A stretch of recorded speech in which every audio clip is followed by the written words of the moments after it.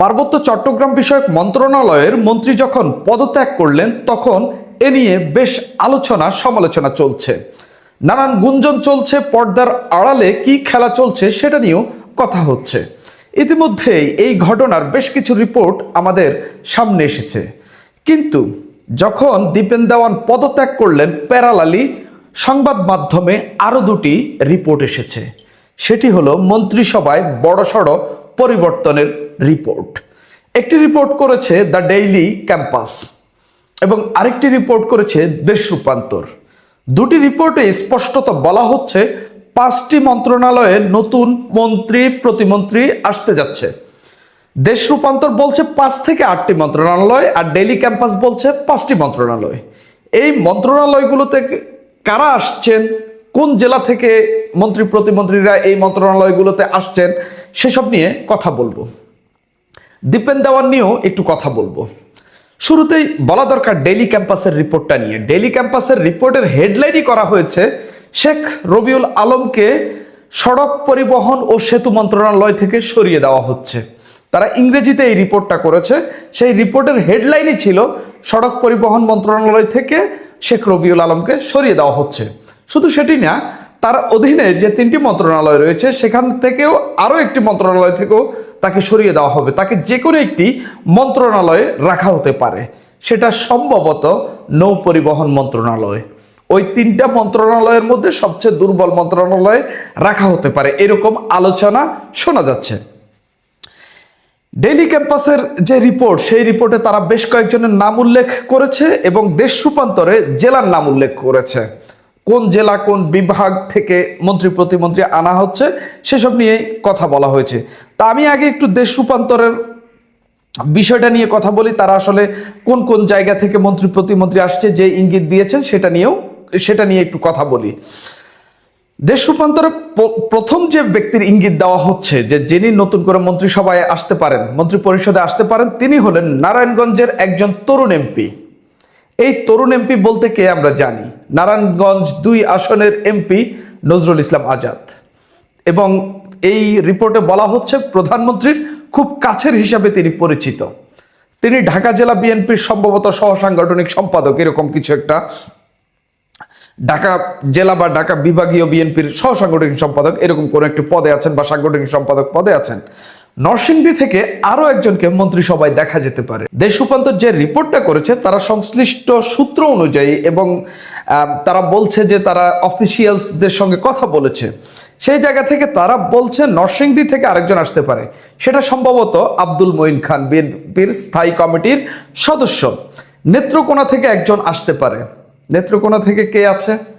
লুৎফুজ্জামান বাবর কি আসতে পারেন? তিনি নেত্রকোনা 4 আসনের এমপি। সেখানে আরো 3জন এমপি আছেন, সেসব নিয়েও সেখান থেকেও আসতে পারে যে কেউ, তবে লুৎফুর বাবরের নাম শোনা যাচ্ছে। বৃহত্তর ময়মনসিংহ থেকে একজন নারী এমপির নাম মন্ত্রী হিসেবে বেশ আলোচনায় রয়েছে। বৃহত্তর নোয়াখালী জেলার একজন সিনিয়র বিএনপি নেতাকেও তারেক রহমানের মন্ত্রিসভায় শিগগিরই দেখা যাওয়ার সম্ভাবনা আছে। নোয়াখালী যেহেতু আমার জেলা, সেখান থেকে কে আসতে পারেন? কেউ বলছেন জয়নাল আবেদিন ফারুক, কেউ বলছেন বরকতুল্লাহ বুলু। সবচেয়ে যে নামটি বেশি শোনা যাচ্ছে সেটি হচ্ছে বরকতুল্লাহ বুলু। সম্ভবত তিনি মন্ত্রিসভায় আসতে পারেন। খুলনা থেকে একজন আসতে পারেন, ঢাকা থেকে একজন আসতে পারেন। ঢাকা থেকে যিনি আসতে পারেন তিনি সম্ভবত খন্দকার আবু আশফাক কিংবা আমানুল্লাহ আমান, এরকম কেউ একজন আসতে পারেন। ঢাকা 1 বা ঢাকা 3 আসন থেকে যে 2জন এমপি নির্বাচিত হয়েছেন সেখান থেকে একজন আসতে পারেন। খুলনা থেকে যার নাম শোনা যাচ্ছে আজিজুল বারী হেলালের নাম শোনা যাচ্ছে। বৃহত্তর পাবনা জেলা থেকে একজন মন্ত্রিসভায় স্থান পেতে পারেন। সম্ভবত কৃষি মন্ত্রণালয়ের আসতে পারেন ওই পাবনা জেলার কেউ একজন, এরকম আলোচনা শোনা যাচ্ছে। কৃষি মন্ত্রণালয়ের প্রতিমন্ত্রী হইতে পারেন কিংবা সেই মন্ত্রণালয়ের মন্ত্রীরও পরিবর্তন হইতে পারে, এরকম আলোচনা অনেক জায়গায় দেখা যাচ্ছে। এর বাইরে তারা টেকনোক্রেট হিসাবে অনেকের মন্ত্রী হতে পারেন, এরকম কথা শোনা যাচ্ছে। এবং কিছু মন্ত্রণালয় তো পরিবর্তন করা হবে এবং দায়িত্বেরও পুনর্বন্টন করা হবে। এবং যেটা স্পষ্টত ইঙ্গিত, এক মন্ত্রণালয়ের দায়িত্বে একজনই থাকবেন, একাধিক মন্ত্রণালয়ের দায়িত্বে একজন থাকবেন না। ওই 1 ভার্সেস 1 এরকম রুলে চলে যাবেন আর কি। তো আমি এবার একটু আপনার ডেইলি ক্যাম্পাস যে রিপোর্টটি করেছে সেই রিপোর্টে তারা যাদের নাম বলেছে, টেকনোক্রেট কোটায় তারা বলছে যে সৈয়দ মোয়াজ্জেম হোসেন আলালের নাম শোনা যাচ্ছে। তারা বলছে তারা হাই অফিসিয়ালসদের সঙ্গে কথা বলে এই রিপোর্টটি করেছে, সেরকমই ইঙ্গিত দিয়েছে। এবং তারা বলছে মোয়াজ্জেম হোসেন আলালের নাম আলোচনায় রয়েছে। আরেকজন বিএনপির যুগ্ম মহাসচিব হাবিবুন নবী খান সোহেল, তার নাম শোনা যাচ্ছে। আমরা জানি তাকে এমপি পদে নমিনেশন দেওয়া হয় নাই। ঢাকায় তাকে যে কোনো একটি সিটি কর্পোরেশনে মেয়র প্রার্থী করা হবে কিনা সেটা নিয়েও যে একদম কনফার্মলি এখন কোনো কিছু আমরা জানি না। সেই জায়গা থেকে হাবিবুন নবী খান সোহেলকে একটি মন্ত্রণালয় দেওয়া হতে পারে এরকম আলোচনা চলছে, এবং ডেইলি ক্যাম্পাসকে সরকারের উচ্চ পদস্থ কেউ কনফার্ম করেছে এরকম কথা বলছেন। প্রতিমন্ত্রী পদে ডক্টর মওদুদ হোসেন আলমগীর ফাভেলের নাম আলোচনায় রয়েছে টেকনোক্রেট কোটায়। তিনি একজন চিকিৎসক। তাহলে কি স্বাস্থ্য মন্ত্রণালয়ের মন্ত্রী কিংবা প্রতিমন্ত্রীর পরিবর্তন আসছে? হলেও হতে পারে। তারপরে আঞ্চলিক প্রতিনিধিত্বের বিবেচনায় পটুয়াখালী 4 আসন থেকে নির্বাচিত এবিএম মোশাররফ হোসেনের নাম আলোচনায় রয়েছে, তারা এই রিপোর্টে উল্লেখ করেছে। চেয়ারম্যানের উপদেষ্টা মাহিদুর রহমানের নাম রয়েছে। কুমিল্লা 9 আসনের মোহাম্মদ আবুল কালাম এবং চট্টগ্রাম 8 আসনের এরশাদুল্লাহ, এদের নাম শোনা যাচ্ছে। এটা ডেইলি ক্যাম্পাস তার রিপোর্টে উল্লেখ করেছে। আমি আবারও বলছি, তারা ইংরেজিতে এই রিপোর্টটা করেছে। এই রিপোর্টটার শিরোনামই ছিল সড়ক পরিবহন ও সেতু মন্ত্রণালয়ের মন্ত্রী রবিউল আলমের মন্ত্রিত্ব, তিনি আসলে সেই মন্ত্রণালয়ে থাকছেন না এরকম হেডলাইনই তারা করেছেন। এবার আসি একটু দীপেন দেওয়ানের কথা। দীপেন দেওয়ান যখন পদত্যাগ করেন, আমি একটু পাজেলের মধ্যে পড়ে গেলাম যে হঠাৎ করে কেন একজন মন্ত্রী পদত্যাগ করলেন। অনেকেই বলছেন তিনি অসুস্থ, তিনিও পদত্যাগ পত্রে লিখেছেন তিনি অসুস্থ। আজকে সেখানকার বিএনপি নেতা, স্থানীয় বিএনপি নেতা, যিনি দীপেন দেওয়ানের সহযোগী হিসাবে পরিচিত, সহকর্মী হিসাবে পরিচিত, ঘনিষ্ঠ হিসাবে পরিচিত, তিনি বলছেন দীপেন দেওয়ান অসুস্থ নন। আমিও আমার গতকালের ভিডিওতে ক্লেম করেছিলাম দীপেন দেওয়ানের গত 1 মাস কিংবা 3.5 মাসে আমরা এমন কিছু দেখিনি যার কারণে প্রমাণিত হয় যে তিনি অসুস্থ। তার উপর তার বয়স 62।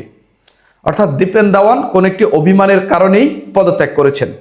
যদিও দীপেন দেওয়ানের সহকর্মী যিনি, তিনি পত্রিকায় একটি বক্তব্য দিয়েছেন, ফেসবুকে স্ট্যাটাস দিয়েছেন, সেখানে তিনি বলছেন যে সেখানে যে জেলা পরিষদের, রাঙামাটি জেলা পরিষদের যে প্রশাসক নিয়োগ দেবে সেটা নিয়ে দ্বন্দ্ব থেকেই আসলে তিনি পদত্যাগ করেছেন। তিনি আসলে একজনকে বসাতে চেয়েছিলেন, তাকে বসতে দেওয়া হয়নি, বসতে দেওয়া হয়েছে প্রতিমন্ত্রীর অনুসারীকে বা প্রতিমন্ত্রী যার নাম সাজেস্ট করেছেন তাকে। এই ক্ষমতার দ্বন্দ্ব থেকেই নাকি দীপেন দেওয়ান পদত্যাগ করেছেন।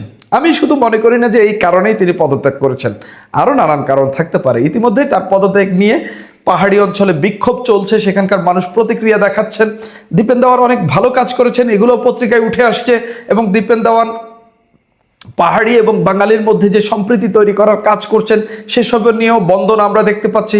হঠাৎ করে তার পদত্যাগ নিয়ে ব্যাপক সমালোচনা হচ্ছে, সেই মন্ত্রণালয় কে আসছেন সেটা নিয়েও আলোচনা চলছে।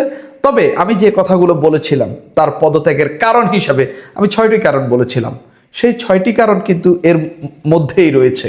আমি বলেছিলাম যে হয়তো তিনি কিছু একটা চেয়েছেন, সেটা সরকার দেয়নি বা তিনি পাননি, অথবা তাকে কিছু একটা করতে বলা হয়েছে বা তাকে কিছু একটা দিতে বলা হয়েছে, তিনি দেননি বা তিনি করতে পারেননি, অথবা ক্ষমতার দ্বন্দ্ব, অথবা এমন করে অভিযোগ যেটা আসলে তাকে পদত্যাগ করতে বাধ্য করেছে। অনেক জায়গায় আমি লেখা দেখতেছি, অনেক জায়গায় আমি আলোচনা দেখতেছি যে প্রধানমন্ত্রী নিজে তাকে পদত্যাগ করতে বলেছেন, বিধায় তিনি পদত্যাগপত্র দিয়েছেন। এর মধ্যে কোনটা সত্য আমরা জানি না, তবে তিনি অসুস্থতার কারণে যে পদত্যাগ করেছেন এটা সত্য নয়। তিনি অসুস্থতার কারণ দেখিয়েছেন, কিন্তু তিনি অসুস্থ নন। অন্য কোনো কারণে তিনি পদত্যাগ করেছেন, এটা এখন আমাদের সামনে স্পষ্ট।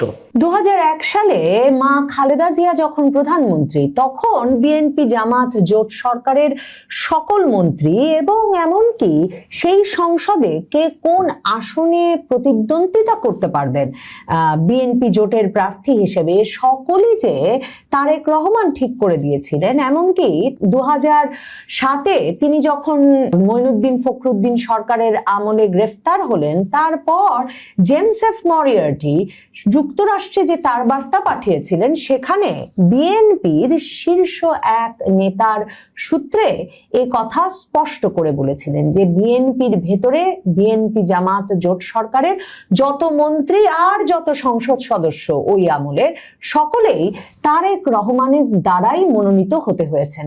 এবং বিএনপি জামাত জোট সরকারের ভেতরে সে সময় যে তিনি একটা হাওয়া ভবন নিয়ন্ত্রিত প্যারালাল সরকার, মানে সমান্তরাল সরকার গড়ে তুলেছিলেন, সেটা তারেক রহমানের বিরুদ্ধে সে আমলে সবচেয়ে বড় অভিযোগ হয়ে উঠেছিল। এ দফায় তারেক রহমান নিজেই যখন প্রধানমন্ত্রী, তখন হাওয়া ভবন এবার আর খোলা হয়নি বটে, কিন্তু এই কথা আর সরকারের ভেতর, মন্ত্রিসভার ভেতর, বিএনপির দলের ভেতর চাপা রাখা যাচ্ছে না যে দলের ভেতর, মন্ত্রিসভার ভেতর, সরকারের ভেতর তারেক রহমানের একটা লন্ডন গ্রুপ ক্রমাগতভাবে স্পষ্ট হয়ে উঠছে এবং তারাই পুরো ক্ষমতা, পুরো সরকারটাকে নিয়ন্ত্রণ করতে চাইছে। পার্বত্য চট্টগ্রাম বিষয়ক মন্ত্রী দীপেন দেওয়ান পদত্যাগ করে বসেছেন হঠাৎ করেই, এবং 63 বছর বয়সী এই দীপেন দেওয়ান যদিও বা আনুষ্ঠানিকভাবে যে পদত্যাগ পত্র দিয়েছেন সেখানে বলেছেন শারীরিক অসুস্থতার কারণেই তিনি পদত্যাগ করতে চান, কিন্তু এ খবর এখন বাংলাদেশে এত বিধিনিষেধের মধ্যেও সংবাদ মাধ্যমে আর চাপা দিয়ে রাখা যাচ্ছে না যে তিনি আসলে পদত্যাগ করেছেন প্রতিমন্ত্রীর সঙ্গে ক্ষমতার দ্বন্দ্বে এবং তারেক রহমানের পছন্দ করে নেওয়া মীর হেলাল নামের এই প্রতিমন্ত্রীর সঙ্গে তার যে দূরত্ব হয়েছে সেটাকে একটা অপমান হিসেবে দেখে এবং স্বাধীনভাবে কাজ করতে না পেরে একজন মন্ত্রীকে 3 মাস যেতে না যেতেই নতুন সরকারের মন্ত্রিসভা থেকে পদত্যাগ করতে হলো। দীপেন দেওয়ান অত্যন্ত জনপ্রিয় তার এলাকায়, তিনি ছাত্রদল করেছেন, তার বাবা প্রেসিডেন্ট জিয়ার আমলের মন্ত্রী ছিলেন, মানে আজীবনের বিএনপি করা এক নেতা, এবং খালেদা জিয়ার অনুরোধে তিনি 2006 সালে জুডিশিয়াল সার্ভিসের চাকরি ছেড়ে বিএনপিতে যোগ দেন। আর এবারের 12 ফেব্রুয়ারির নির্বাচনে বিএনপির সকল প্রার্থীদের মধ্যে তিনি সবচেয়ে বেশি পার্থক্যে তার নির্বাচনী আসনে জয়লাভ করেছেন। তো এহেন জনপ্রিয় একজন নেতা, তাকে যে এখন মন্ত্রিসভা থেকে সরে যেতে হলো, তারেক রহমান নির্বাচিত এবং তারেক রহমানের সঙ্গে লন্ডনে ঘনিষ্ঠ হয়ে ওঠা, লন্ডনে ব্যারিস্টারি পড়তেন এই মীর হেলাল, যিনি বিএনপি নেতা, সাবেক প্রতিমন্ত্রী মীর নাসির উদ্দিনের পুত্র, তার সঙ্গে দ্বন্দ্বে যে তাকে পদত্যাগ করতে হলো, বিএনপির স্থানীয় নেতা কর্মীরা বলছেন সেটা পার্বত্য চট্টগ্রামের পাহাড়ি বাঙালি কারো জন্য ভালো হলো না। মনে করে দেখেন 2025 সাল জুড়ে পার্বত্য চট্টগ্রামটাকে আমরা এমন একটা অস্থির পরিস্থিতিতে দেখলাম যে আরাকান আর্মি রীতিমতো জলকেলি করে বেড়াচ্ছে পার্বত্য চট্টগ্রামে, বান্দরবন সীমান্তের 10 কিলোমিটার ভেতরে ঢুকে। সে খবর বেরিয়ে এলো আরাকান আর্মির হাজার হাজার পোশাক বাংলাদেশে তৈরি হচ্ছে, সে খবর বেরিয়ে এলো কুকি চিন ন্যাশনাল ফ্রন্ট, এই সশস্ত্র গোষ্ঠীর বিরুদ্ধে সেনাবাহিনীকে অভিযান পরিচালনা করতে হলো।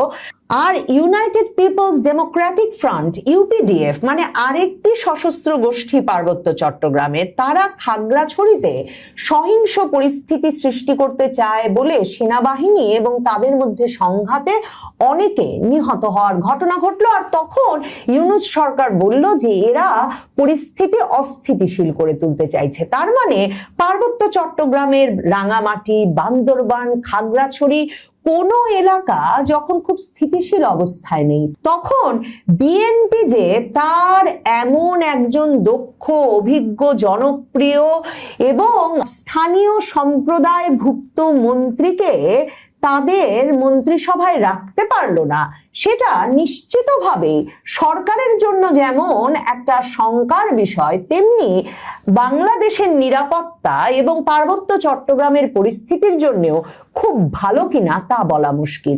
কিন্তু তারেক রহমান লন্ডন থেকে একদল তার ঘনিষ্ঠ লোককে এনে ভীষণভাবে একটা আস্থা রাখছেন। যেমন পররাষ্ট্র মন্ত্রণালয়ে খলিলুর রহমানকে তিনি একরকম গিলেছেন বটে, মার্কিন যুক্তরাষ্ট্র, ভারত, ইউনূস সরকার সকলের চাপে, কিন্তু সেখানে তিনি হুমায়ুন কবির নামে লন্ডনে তার ঘনিষ্ঠ একজনকে বসিয়ে দিয়েছেন এবং লন্ডনে তার ঘনিষ্ঠ এই হুমায়ুন কবিরকে ছাড়া খলিলুর রহমানকে কোনো বিদেশ সফরে যেতে দেওয়া হয় না। এমনকি ভারত সফরে যখন গেলেন তখন হুমায়ুন কবির এস জয়শঙ্কর খলিলুর রহমানের একান্ত বৈঠকেও গিয়ে বসেন। পরে এস জয়শঙ্করের অনুরোধে খলিলুর রহমানকে বাইরে বসিয়ে কিছুক্ষণ একান্তে বৈঠক করার সুযোগ পান খলিলুর রহমান আর এস জয়শঙ্কর।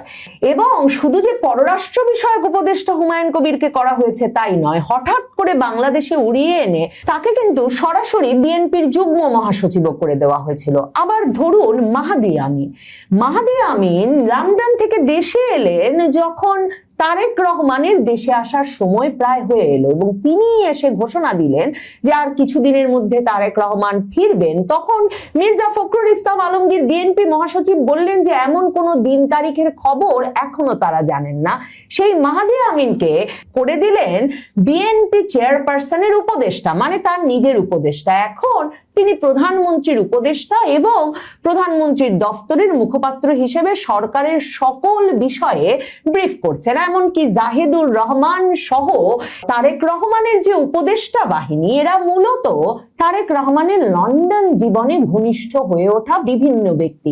তাদের সঙ্গে কারো কারো সঙ্গে লন্ডনেই তার ঘনিষ্ঠতা হয়েছে, আর কারো কারো সঙ্গে লন্ডন জীবন থেকে নানাভাবে যোগাযোগ স্থাপিত হওয়ার পর তারেক রহমানের যোগাযোগ গড়ে উঠেছে। বাংলাদেশের পত্রিকা টাইমস অফ বাংলাদেশ লিখছে যে পার্বত্য চট্টগ্রামের বিএনপি নেতাদের মতে প্রায় 3.5 মাস আগে প্রধানমন্ত্রী তারেক রহমানের নেতৃত্বে মন্ত্রিসভা গঠনের পর থেকেই দীপেন দেওয়ান ও মীর হেলালের মধ্যে মতবিরোধ শুরু হয় এবং 1 মাসের মধ্যেই সেই মতবিরোধ প্রকাশ্য বিরোধে রূপ নেয়। কারণ তারেক রহমানের এই লন্ডন গ্রুপের সদস্য মীর হেলাল তিনি মন্ত্রণালয়ের সচিব মিজানুর রহমানকে নির্দেশ দেন যেন তাকে না দেখিয়ে কোনো ফাইল মন্ত্রীকে দেওয়া না হয়। অথচ মন্ত্রী মন্ত্রণালয়ের প্রধান নির্বাহী এবং সিদ্ধান্ত গ্রহণের জন্য প্রতিমন্ত্রীর অনুমোদনের প্রয়োজন হয় না তার বাংলাদেশের আইন অনুযায়ী।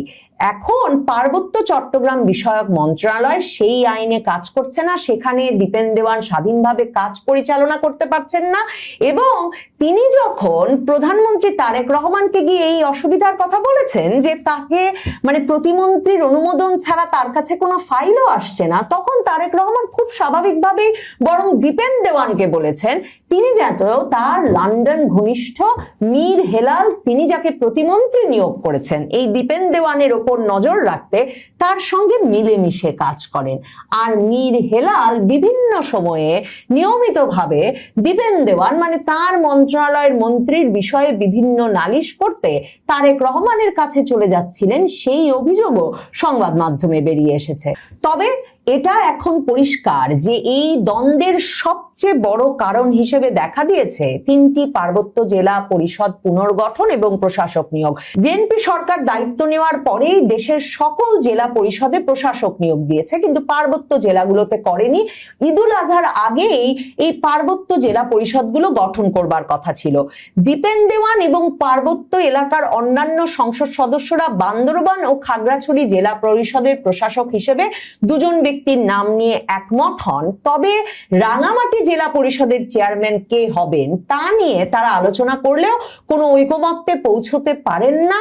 আসলে মনীষ দেওয়ান বিএনপির আরেক নেতা, যিনি দীপেন দেওয়ানের আত্মীয় হন, তাকে রাঙামাটি পরিষদের চেয়ারম্যান করতে চেয়েছিলেন দীপেন দেওয়ান, কিন্তু মীর হেলাল এই ব্যক্তির একেবারে বিপক্ষে ছিলেন, তাদের নিজেদের ক্যান্ডিডেট ছিল, মানে লন্ডন গ্রুপের আলাদা ক্যান্ডিডেট ছিল। পার্বত্য মন্ত্রীর এই পদত্যাগ নিয়ে ফেসবুক পোস্টে বিএনপির কেন্দ্রীয় নেতা মনীষ দেওয়ান একটা স্ট্যাটাস দিয়েছেন, সেটাও সংবাদ মাধ্যমে এসেছে।